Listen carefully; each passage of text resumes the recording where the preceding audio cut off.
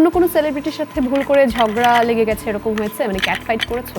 না না না, কখনো সেটা হয়নি, তবে ডিরেক্টরের সাথে হয়েছে। ডিরেক্টরের সাথে হয়েছে? কি কাজ নিয়ে হয়েছিল, বিকজ ওনার অ্যারেঞ্জমেন্ট খুব খারাপ ছিল।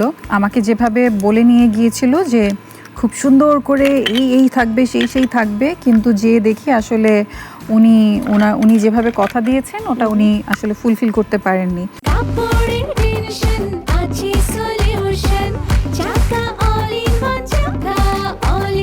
কাপড় ধোয়ার একটাই সলিউশন, চাকা অল ইন ওয়ান।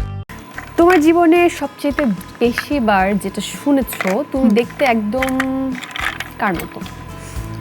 পূজা হেগড়ের মতো। আই ডোন্ট নো ওয়াই, আমাকে ভীষণ আগে প্রথম বলতো কোয়েল মল্লিকের মতো। ওকে।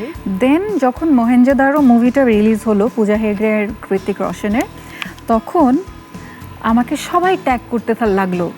একটা ওরাও প্রমোশনাল একটা ভিডিওতে ছিল, ছবিতে পূজা হেগড়ের একটা মানে আমার লাক্সের একটা কাপড় আমি এরকম পরেছিলাম, একটা সাদা গাউন।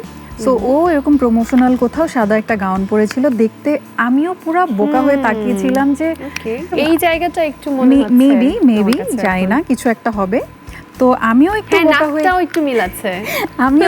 আমিও খুব বোকা হয়ে গেছিলাম যে ও মাই গড, এটা কি আমি নাকি অন্য কেউ, মানে আমিও একটু কনফিউজ। মানে দূর থেকে একটা খুব লো রেজুলেশন পিকচার ছিল পূজা হেগড়ে, আমারও মনে হচ্ছে। সো ওই কমপ্লিমেন্টটা এখনো আমি পাই। কি বানাচ্ছো, কি হলো একবার বলো? হার্ট বানাতে পারলে? একটু স্ট্রবেরি মনে হচ্ছে। স্ট্রবেরি, হ্যাঁ আমি এটাকে স্ট্রবেরি বানাই ফেলি। এটা স্ট্রবেরি, আমি স্ট্রবেরি বানিয়েছি।